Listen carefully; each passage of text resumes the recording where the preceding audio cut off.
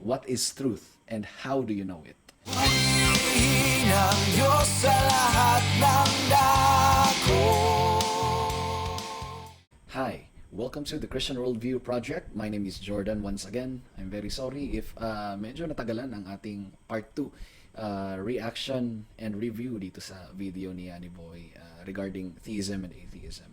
I decided to really cut or gawin tong dalawang part dahil I believe na napakadaming dapat i-address dito sa kanyang mga sinabi dito sa kanyang video. At ngayon po ay tatakil naman natin yung second part regarding naman sa atheism. Marami akong kinorek na bagay. I hope na nakita niya yon. I hope na napanood niya rin napanood niya yung video ko last time kasi napakadaming dapat i-correct. Hindi pwede na i-misrepresent lang natin ang isang view ng isang tao and then tira-tirahin natin yung na-misrepresent na view and then as if na disprove ang isang view. It doesn't work that way. Attacking the strawman, marami pong mga atheist na ganon and isa na yung video ni Yhaniboi dito. And dito makikita natin sa kanyang susunod na video, matutuklasan natin. Marami pa. Kaya I hope na you will stay with me until the end of this video. Okay? So, let's start. So ngayon, punta naman tayo sa mga atheists. Bakit hindi sila naniniwala? At isa lang madalas na yung sinasagot, walang sapat na ebidensya. Bakit nga ba hindi naniniwala ang mga atheist na merong Diyos at ang kanilang reason ay dahil walang sapat na evidence para maniwala sa existence ng Diyos or walang sapat na ebidensya na merong Diyos? Well, gaya nga ng sabi ko last time doon sa video ko, a person only believes in God if ang kanyang puso ay baguhin ng Panginoon. So, hindi talaga yan dahil sa kakulangan ng ebidensya. Basahin ko nga yung Romans 1 verse 19 to 20. For what can be known about God is plain to them, because God has shown it to them. For his invisible attributes, namely his eternal power and divine nature, have been clearly perceived ever since the creation of the world, in the things that have been made, so they are without excuse. From that particular text, my question is, who needs evidence that God exists? Who needs proof that God exists? Our worldview says you have enough evidence that God exists. So, kung mag-a-ask kayo ng evidence para patunayan namin na nag-i-exist ang Diyos ng Christianity, we are making our God a liar because He already said na may sapat na ebidensya ang mga tao para maniwala sila sa Diyos or malaman nila na meron ngang Diyos. Okay? But in regard to believing genuinely, hindi po yan dahil sa ebidensya. Again, why an atheist doesn't believe in God? The problem is not with the evidence. The problem is that they are suppressing the knowledge of truth in unrighteousness. They are rebel sinners, and without the work of the Spirit to change their hearts, then atheist cannot believe, will not believe, is hostile to God, sabi nga sa Romans 8:7. And that really proves our view. That really proves the Christian worldview, that these atheists their hearts are really hardened. Hindi nila kayang manampalataya sa Diyos ng Christianity on their own. Again, not because there is a lack of evidence, but because of suppressing the knowledge of truth in unrighteousness. Ilan na pinaniwalaan ng theists, hindi sapat sa kanila? Pag-usapan natin yan. Balikan natin yung mga factors kanina kung bakit naniniwala ang mga theists sa Diyos. Una, Now, marami kasi ang nagsasabi, di ba, na claim na naman daw ng Christians, ganyan. Puro claim lang naman yan. Yes. And what's the problem with that? What's the problem with claims? Okay? What's the problem with claims? May problema actually ang claim. If ang claim ay hindi kayang suportahan. Now, I believe as a Christian that all of our claims are justified. Okay? Ang question dito is, ang atheist ba may mga claims din? Of course, yes. So, kapag may mga atheist na nagre-reklamo, claim na naman, as if ang atheist walang maraming claim. In fact, napakadaming claims ng atheist. And the denial of God assumes a positive claim that rationality, science, is possible without God. So, the truth is, both worldviews have claims. Christian and non-Christian worldviews have claims. And my challenge to atheists is to at least represent Christianity accurately. Represent the Christian worldview accurately. Hindi yung nakabase lang sa kung ano yung pananaw nila. Dapat accurate yung pagkaka-represent dito. Huwag po tayong strawman. Okay? If you're arguing against the strawman, then you're not arguing against the Christianity. Okay? Yhaniboi. So, balik tayo. Tradisyon. Bakit hindi sapat ang tradisyon? Dahil wala itong kinalaman sa katotohanan. Ito ay mga nakagawa. Okay, so ang pinag-uusapan na natin ngayon is factors daw kung bakit ang tao naniniwala sa Diyos. At ang sabi niya noong una, tradisyon. Ang bagay lamang ng mga ninuno na. At ang sabi niya, ito ay walang kinalaman sa katotohanan. Para malinaw po, lahat po tayong mga tao dito sa mundo ay may mga traditions. Even atheist. Now, a person who says, I don't have a tradition is indeed enslaved to his traditions. Now, same question may also apply. Why atheists believe what they believe? The same answer, because of their tradition. Not because there is a lack of evidence. May sariling tradisyon ang atheism. Okay? So because of their tradition then, wala rin kinalaman sa katotohanan. Now, I challenge every single atheist watching this. This is my question to you. How do you define truth? What is truth? And how do you know it? Before kayo magkaroon ng any comments or reviews about something is true or false, or I would like to challenge you to at least define what is truth and how do you know it. So that's my challenge to every single atheist watching this. Kung sa tradisyon na yun, tinuturo ba doon, totoo o hindi? Basta may pasa lang siya ng may pasa sa next generation. Basta maipasa sa next generation. Well, I guess, naipasa nyo rin ng naipasa. Yan, hanggang sa umabot sa generation ni Yhaniboi, ang atheism. That's just pretty lame. At malaking part din ito yung lugar kung saan ka pinanganak. Okay, so I need you to watch out the fallacy na kanyang i-commit dito. Kung pinanganak ka sa Pilipinas, karamihan ay Christians, malamang Christian na talaga magiging religion mo. Pero kung pinanganak ka sa Middle East, na karamihan ng mga tao ay nagpa-practice ng Islam, malamang Muslim ang kakalabasan mo.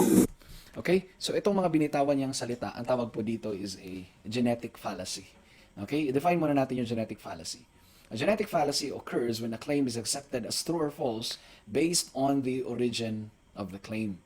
So instead of looking at the actual merits of the claim, it is judged based on its origin. So for example, let me quote Yhaniboi dun sa kanyang sinabi. Malaking part ang lugar kung saan ka pinanganak. Kung pinanganak ka sa Pilipinas, karamihan ay Christian, malamang Christian nga talaga ang magiging religion mo. Kung pinanganak ka sa Middle East, karamihan ng tao ay nagpa-practice ng Islam, malamang Muslim nga ang kalalabasan mo. Ang tawag po dyan is genetic fallacy. Let me just tell you, Sir Yhaniboi, I grew up in a Christless community. So, hindi dahil Pilipinas, hindi dahil ang parents mo ay kung anumang religion meron siya, therefore, yun na rin yung magiging religion mo. No, hindi po yan sound argumentation. It's fallacious. It's fallacious. Kaya, sir, please, observe mo naman yung mga sinasabi mo. Okay? So, that is a genetic fallacy. Sunod naman natin yung Holy Scriptures. Bakit hindi sapat na ebidensya sa mga atheist sa mga Holy Scriptures na to?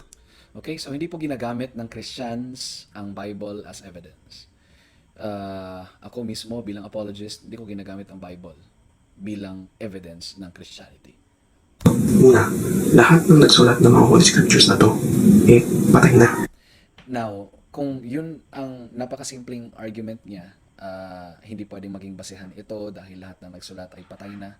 So, if meron kang author na sinusundan bilang atheist at patay na din ito, does that mean na hindi na credible ang source? Wala na sila ngayon. So, lahat ng mga sinulat nito. In fact, yung mga ancestors nyo na fish, tao na ngayon. At yung iba na pinsan ninyo is unggoy na ngayon. Na doon, hindi mo na mako-confirm kung nangyari ba talaga o hindi. Kahit nasabihin na natin na nangyari talaga yung ibang mga event at nag-exist talaga yung mga lugar na binanggit sa scriptures na to, hindi pa rin yung sapat na ebidensya na totoong may Diyos. Okay? Cut lang natin doon. As what I have said in my previous video, people who actually hold to the Christian worldview or biblical worldview believes that a person cannot be a Christian by mere external factors. It is something that God does. Regardless kung meron kang hawak na Biblia, therefore, maniniwala ka na ba kaagad na merong Diyos? Magiging Kristiyano ka na ba kaagad? We don't believe that, sir. We don't believe that. It is something that God sovereignly does. He changed hearts of stones to a heart of flesh. Now, in regard naman sa credibility or reliability ng scriptures, his first argument is lahat ng authors ay patay na. Sabi niya pa na lahat ng nakasulat doon ay hindi mo na mako-confirm kung nangyari ba talaga to or hindi. So, galing sa bibig niya mismo, hindi mo mako-confirm kung nangyari ba talaga or hindi. Now, this is my question. Paano niya nalaman kung ito ay evident nga ba or hindi? Galing mismo sa kanya na hindi natin malalaman kung nangyari ba talaga or hindi. So therefore, hindi mo pwedeng object yan kasi ikaw rin mismo, hindi mo rin alam.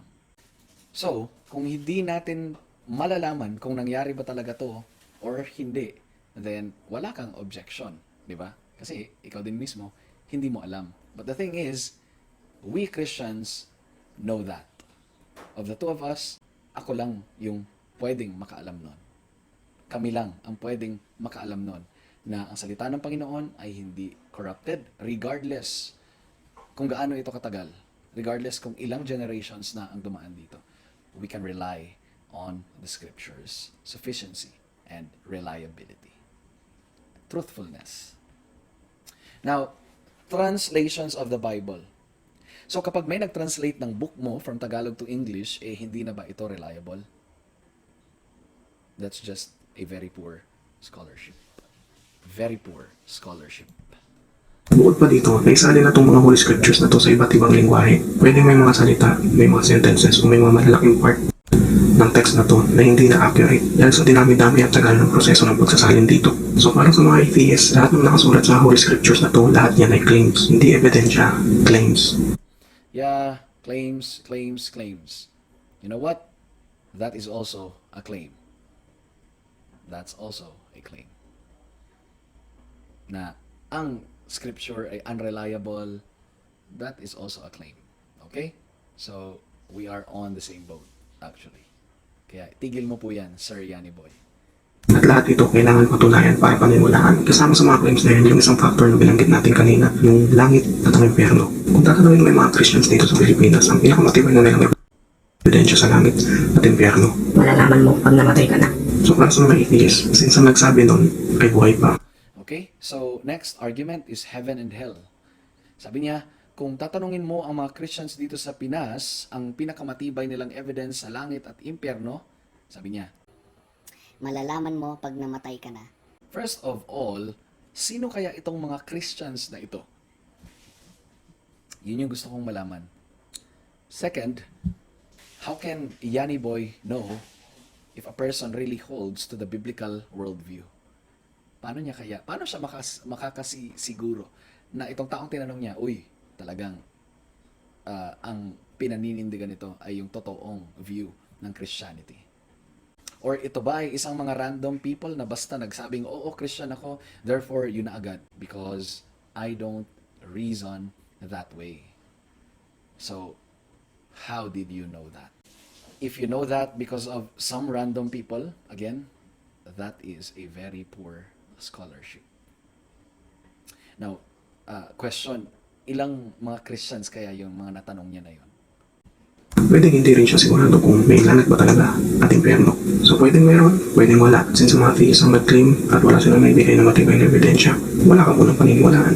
At kung meron mang taong nagsabi na siya ay namatay na, siya ay bumalik at nabuhay para sabihin na meron talagang langit o impyerno, hindi niya rin kayang patunayan ng claim niya na yun. Babalik pa rin sila sa madalas nila sinasabi na Basta, And of course, Jesus Christ never said that.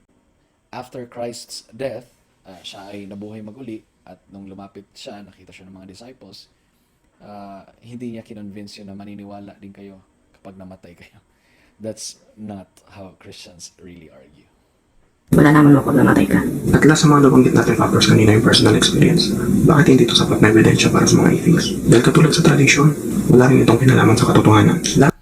Again, that's a claim, sir. Walang kinalaman sa katotohanan. And again, this is, this person, when he objects, he always assume truth. Okay? And I will still challenge every single atheist to define what truth is and how do they know it. Since again, hindi ito ang pinaniniwalaan ng Christian worldview. This objection is disproved, yung personal experience. However, ito naman ang challenge ko sa mga atheists regarding personal experience. How can you make sense of personal experience? Where do we appeal to in order to make sense of our personal experience? Is there a certain law of uniformity in order to know that our experience in the past will still be relevant in the future? If it is, then how can atheists know it? Okay, in an atheistic worldview, how can they know it? Now, if wala namang law of uniformity to make our personal experience reliable, then the same question, how can atheists know it? That's my challenge to you. Unless i-demonstrate niya sa harapan niya, mga experiences niya na yun. Makita niya sa mga sarili niyang mata, marinig niya sa sarili niyang tenga, maramdaman niya. Sa ganung paraan, mataas ang chance na ang isang atheist ay maniwala sa mga theist. Mataas ang chance na ang atheist ay maniwala sa mga theist kung ganun daw yung mangyayari. No. Hindi pa rin sila maniniwala. Again, the problem is not with the evidence, but the pre-belief they take to the evidence. Yun po, it's a worldview issue. Atheists have presuppositions. Okay? So, hindi po yan nag-work ng ganon. So again, subjective. Walang kinalaman sa katotohanan. Walang kinalaman sa katotohanan. What is truth and how do you know it? So lahat ng mga factors na yun, hindi sapat para maniwala ang isang atheist. Ano ang mga factors o criteria ng mga atheist para maniwala sa Diyos? Okay, so nandito na po tayo. Factors or criteria para maniwala ang mga atheist sa Diyos. Una, evidence supported by facts. Okay?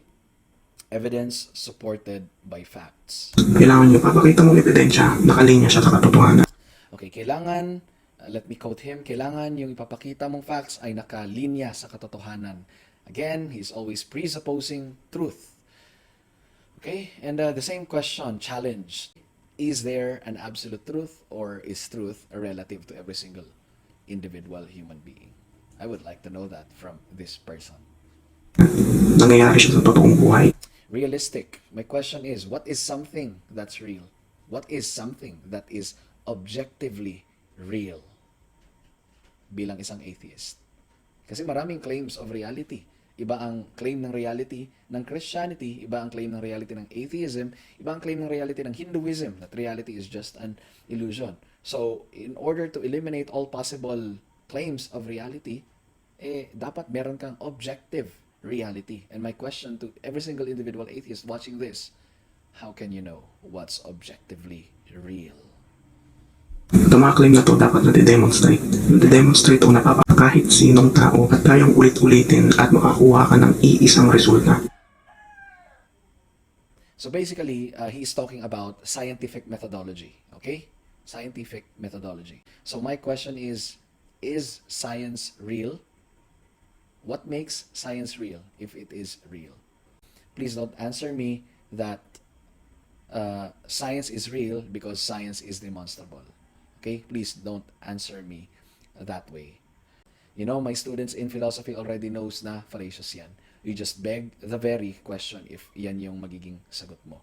Ang begging the question po ay isang fallacy or error sa reasoning, which means you are already assuming the very thing you are trying to prove.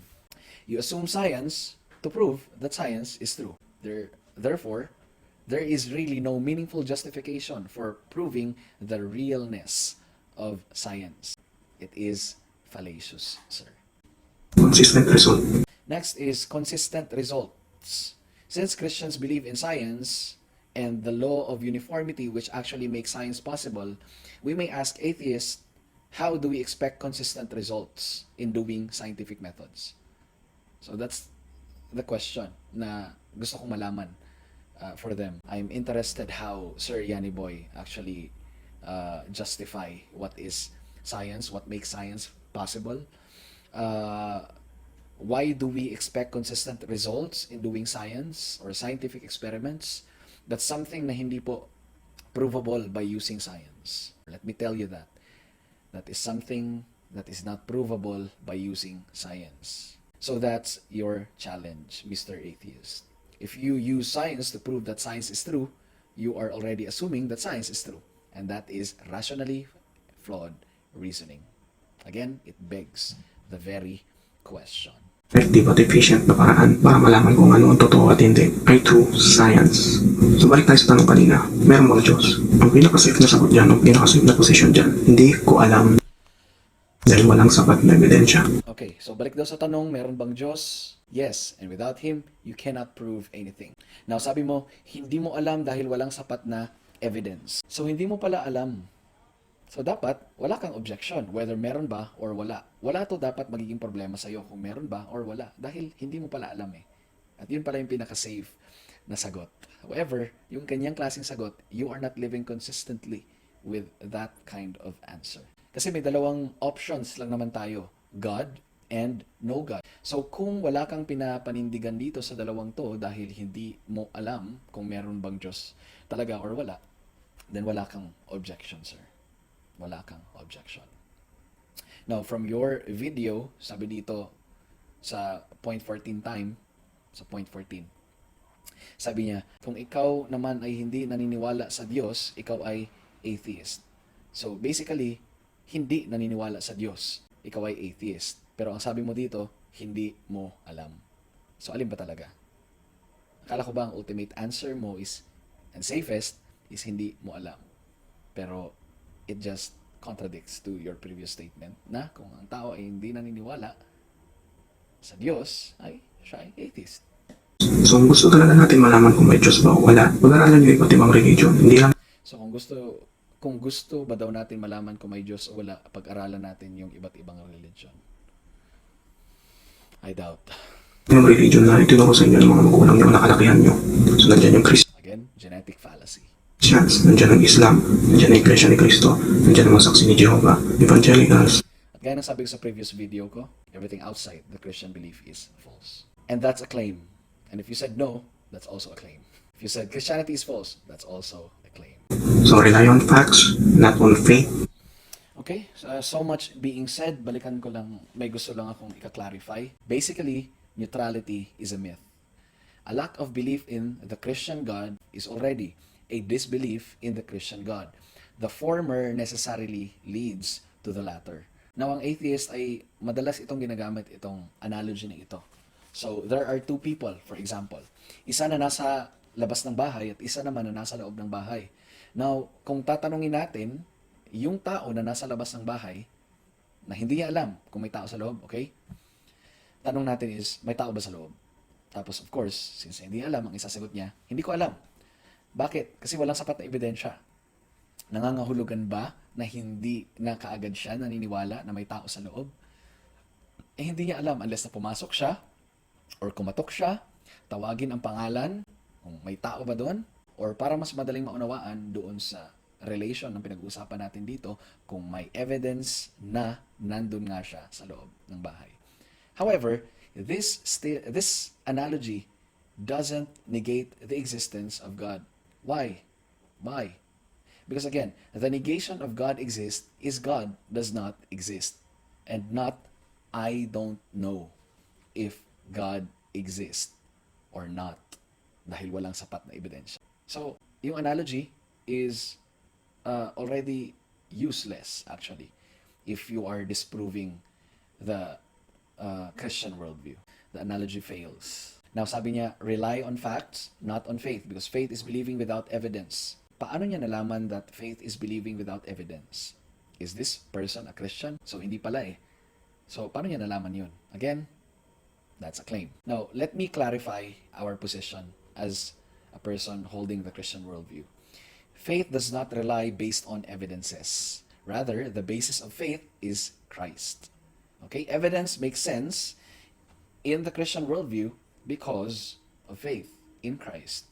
Faith is not something that stands over against reason, whether above reason or contrary to reason, or however you wish to put it. Rather, reasoning itself rests upon the presupposition of faith and collapses arbitrary without it. Now, atheists may deny, hindi kami faith-based, wala kaming faith. Pero kung tatanungin mo sila, do you have confidence in science? At alam mo yung sasagot nila, yes, we have confidence in science. Di nila alam na ang confidence means with faith. Etymologically, con, with, fide, faith. That's the meaning of confidence, with faith. Always line up with reality and do your research. Okay, always line up with reality. How do you know what's objectively real? Okay, if you know what reality really is, then I am very interested to know how do you know what is objectively real. Sabi niya sa ending, do your research. So, ang question ko naman sa kanya is, did you do your research sa Christian worldview? Did you? Kasi ang dami mong error, sir. Sobrang dami. Sobrang dami mong error. So, did you do your research? Or lahat ng pinagsasabi mo dito is purely out from your prejudicial conjecture? I will truly say na, Sir Yhaniboi, you are totally ignorant about what the Christian worldview is about. You are totally ignorant. What we believe, you are totally ignorant about it. Now, before I end, gusto ko lang stress yung point about evidence. Okay? Speaking of evidence, I have 3 points here. First, where do we hear evidence being presented? In the court of law. Saan ba? In the court of law. So why should I put the unbeliever on the judge's seat and put God on the criminal's box? The God that I adore on the criminal's box? Why should I do that to the God that I adore? Second, let's say, for example, we have a fossil. Atheists will say billions of years. Christians will say worldwide flood. As you can see, both parties have presuppositions or their pre-belief. So, therefore, the problem is not with the evidence. The problem is their presuppositions or their pre-belief that they take to the evidence. The lenses that they use, since atheists use atheistic lenses when they look at the fossils, of course, they will interpret the evidence as billions of years. That easy. Napaka daling unawain. Okay, third, in order to solve this problem, we must argue, since na hindi issue ang evidence, kasi evidence is subject to interpretation of our pre-commitments, our pre-beliefs, our presuppositions, then in order to solve this problem, we must argue about our presuppositions, about what we believe. Which belief system has an intelligible foundation for reality? Yan dapat ang ating pinag-uusapan. You only have two positions, God or no God. If one of them is negated, then by default, the other position is validated. No God assumes a positive claim that abstract entities such as logical absolutes that is necessary for reasoning can exist. Now, kailangan na lang ma-justify yan. Sa atheistic worldview, paano yan i-justify? In a world of chance, in a world where there is just matter and motion, how immaterial things such as laws of logic are possible. And to wrap things up, is a person a Christian just because of tradition? Disproven. Is a person a Christian because of fear of hell? Disproven. Is a person a Christian because of the Bible? Disproven. Is a person a Christian because of personal experience? Disproven. Now, sabi niya is criteria para maniwala ang mga atheists sa Diyos. So, challenge for atheists in regard to this factor mentioned. What is truth and how do you know it? In order to criticize something is not true, I would really, really love to know how do you know, or what is truth and how do you know it? Next, what is something that is objectively real and how do you know it? What is science and how do you know science is real? What makes science possible? How do you make sense of personal experience? Why is personal experience possible? Now, is there such thing as law of uniformity? I would like to know that. What are these abstract or immaterial laws of logic that governs our rationality, and how are they justified? Yan yung mga bagay na patungkol sa realidad at may kinalaman sa katotohanan na dapat nating pag-usapan. Me, as a Christian, I hold that God exists. You, as a non-Christian, sabi mo, hindi mo alam. What objections do you have? Basically, walang challenge ang atheism sa Christianity. They don't have a standard ground na tinatayuan nila para sabihin nila na mali ang Christianity. Again, kung nagre-reklamo sila, that's a claim. Sir, you also have so many claims. Okay? In fact, fallacious pa yung iba. Nakakalungkot. You know God exists. Alam ng mga atheist na merong Diyos. The problem again is not sa mga ebidensya. The problem is their sin. Their love for their sin. Mas mahal nila yung kanilang mga kasalanan. Kaya, they are suppressing the knowledge of truth in unrighteousness. And I would urge every single atheist watching this to repent and turn to Jesus Christ. Put their trust in Jesus Christ. Siya lang po ang kaya magligtas at magbago ng puso ninyo na hindi pa sumusuko sa Kanya. Once again, my name is Jordan, and welcome to the Christian Worldview. See you next time. Ng Diyos sa lahat ng dako.